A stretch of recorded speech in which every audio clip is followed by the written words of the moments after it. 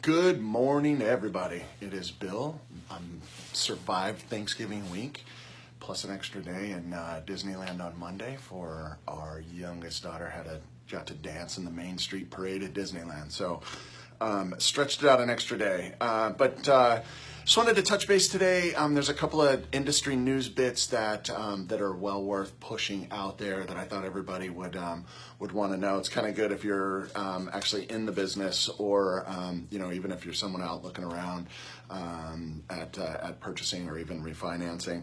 A couple significant changes. One, yesterday, FHFA announced their new loan limits for both the new conforming loan limit throughout the U.S. and then also the high cost areas.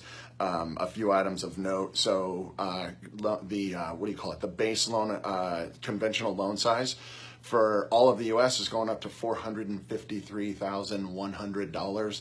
That's an increase of about 7%. A lot of people that, I think about here in the Inland Empire, where we're kind of right at that limit as far as our median home price. That's really important, right? Because it keeps people out of that jumbo range at another 6 or 7% higher. So that's really good. A couple of high cost areas that who had limits that went up. San Diego County, $649,000, $750 is now the maximum conventional loan. Orange and LA counties are $679,000, $650. Some of the counties up in Washington, where I still do a good chunk of work, King, Pierce, and Snohomish counties are $667,000.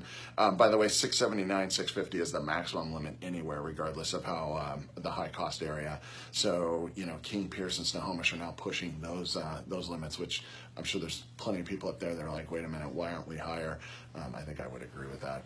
But anyway, so I wanted to throw that out there. I mean, in my humble opinion, I think that's a good help for the market. Obviously, we're continuing to see increases in home values, and this allows conventional lending to kind of keep up with that to some degree.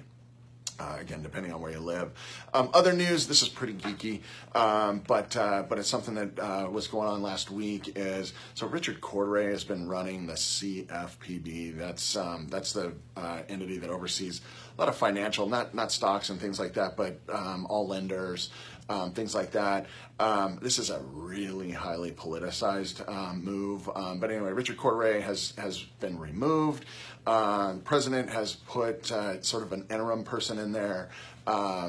He's been very outspoken about being against the CFPB. There's plenty of people. CFPB was part of the Dodd-Frank Act. Anyway, there's definitely some changes, it would appear, that are going to come our way. Some of the regulatory stuff has been a bit overreaching, I guess. I mean, I think in general, most of it's been pretty good. But this may be an opportunity to kind of ratchet down some of the stuff that's been a bit overdone. So anyway, what time will tell on that one. It's like anything political. Anybody's guess on what'll happen there. I'm sure it'll frustrate the crap out of all of us in the meantime watching the play-by-play. So I'll keep you posted if anything really important comes out of that. But again, higher loan limits and some shakeup at CFPB, both would appear to be kind of reasonably good news for us. And I will, so that's it for today. Thanks for tuning in, and I will see you all next week.